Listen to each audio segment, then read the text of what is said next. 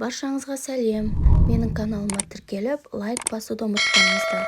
Сіздермен бүгін духовкада пісетін өте дәмді әрі пайдалы котлет дайындайтын боламыз.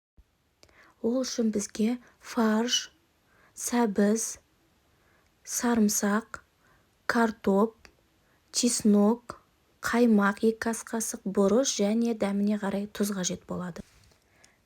Сәбізімізді, сарымсағымызды, картопымызды және чесногымызды ет тартқыштан тартып, әдемілеп дайындап аламыз. Өйткені бізге ет тартқыштан тартып алған өте ыңғайлы болады.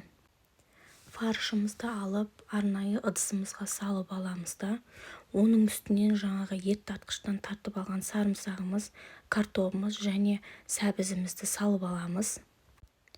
Келесі кезекте бізге қаймақ қажет болады. Қаймағымыз 20% қаймақ болса өте дәмді болады.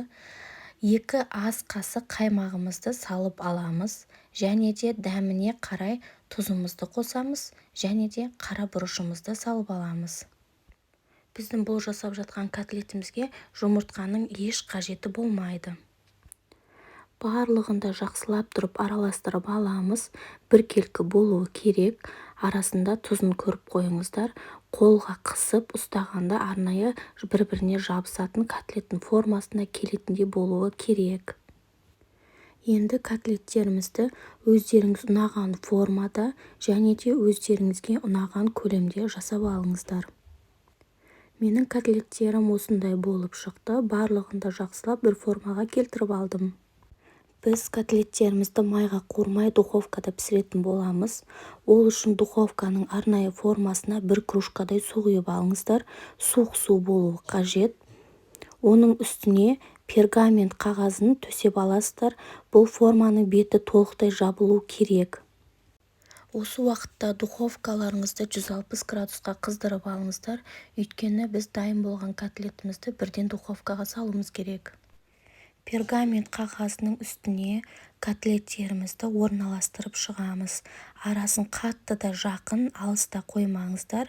Өздеріңіздің ыңғайларыңызға қарай жасаған котлеттеріңіздің бәрі сиятындай қылып қойсаңыздар болады.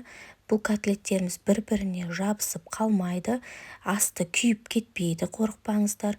Өте жақсы, дәмді және де сочный болып шығады. Котлеттеріміздің барлығын жақсылап орналастырып салып алғаннан кейін қызып тұрған духовкамызға салып 30 минут көлемінде жақсылап тұрып пісіріп аласыздар.